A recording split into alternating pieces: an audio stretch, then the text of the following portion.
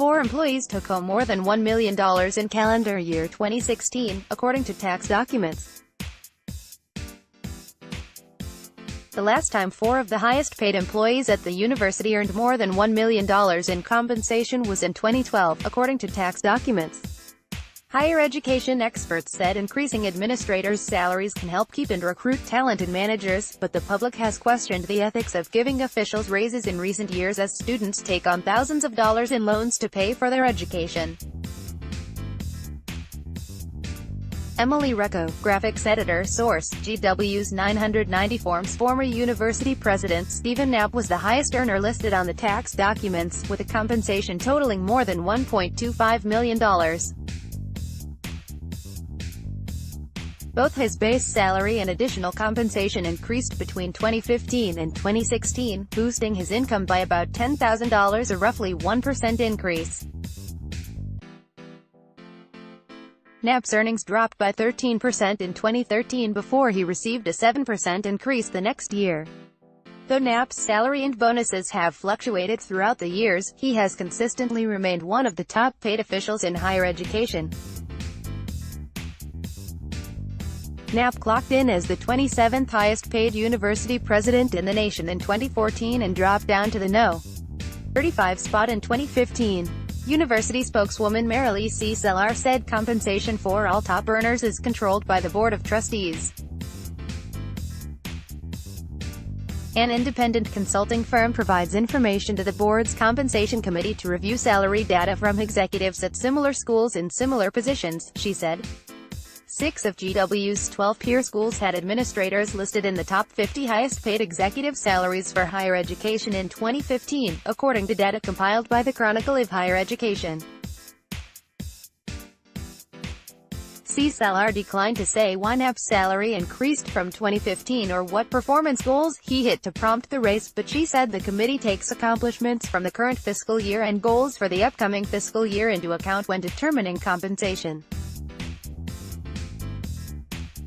3 other top officials raked in more than $1 million in 2016. Lou Katz, the outgoing executive vice president and treasurer; Jeffrey Ackman, the dean of the School of Medicine and Health Sciences; and Shahram Sarkani, the director of the Engineering Management and Systems Engineering program.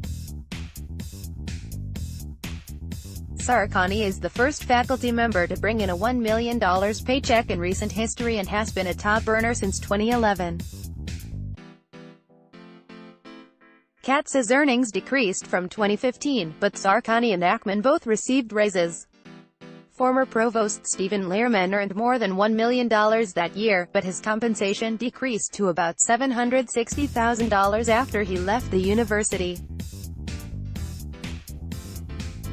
Provost Forrest Maltzman's compensation increased by more than $200,000 between 2015 and 2016, totaling more than $600,000 when he became the permanent provost. Salaries for most senior administrators are reviewed by senior leadership and, in some cases, the Board of Trustees to ensure the compensation of an administrator is fair and equitable, C. Sellar said.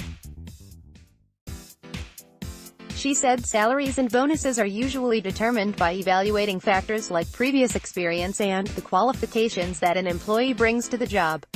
She declined to say what the benefits or drawbacks were of paying administrators increasingly high salaries. GW takes into consideration non-discriminatory factors to ensure that compensation is commensurate with the administrator's expertise, experience, history of publications and the value she will bring to the university, she said. Other notable pay raises include former Columbian College of Arts and Sciences Dean Peg Barrett and former professor of biochemistry Rakesh Kumar.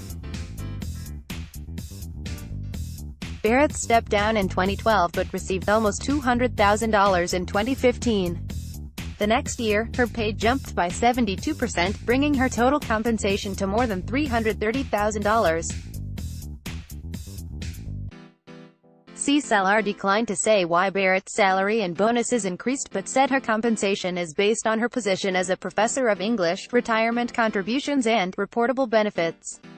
Kumar was listed on tax documents for the first time in fiscal year 2017, bringing in nearly $800,000 in compensation in 2016. Kumar, who resigned 2 years ago, settled a lawsuit against the university in August 2016 for removing him from his position as chair of the Biochemistry and Molecular Medicine Department without following protocol. CSLR said GW and the doctor reached an agreement but declined to say if his earnings were related to the settlement. Kevin McClure, a professor of higher education at the University of North Carolina, Wilmington, said rising presidential salaries is a trend that has long existed across the nation, but the practice has elicited some controversy over the ethics of nonprofit businesses earning millions of dollars year to year. There are stories of students paying the bills, food insecurity and housing insecurity, while the president is making $1 million, he said.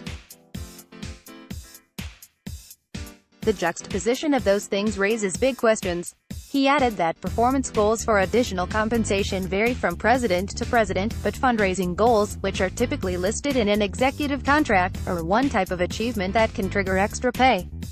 Knapp saw the finish of the university's largest fundraising campaign last year before he stepped down, which McClure said could have resulted in a bonus. It could be related to graduation or retention rate, or outcomes like that, he said. As long as it happens to raise the profile and stature of the institutions. Jennifer Delaney, an associate professor of higher education at the University of Illinois at Urbana-Champaign, said that despite budget cuts GW has undergone in the last 3 years, it isn't unusual to see administrative compensation continue to rise because universities need to stay competitive to retain top managers. Officials announced 5 years of 3 to 5% budget cuts in 2015 after an unexpected drop in graduate enrollment. It tends to be a complicated situation, but if you have fewer employees, you can pay them more, she said. This article appeared in the June 11, 2018 issue of The Hatchet.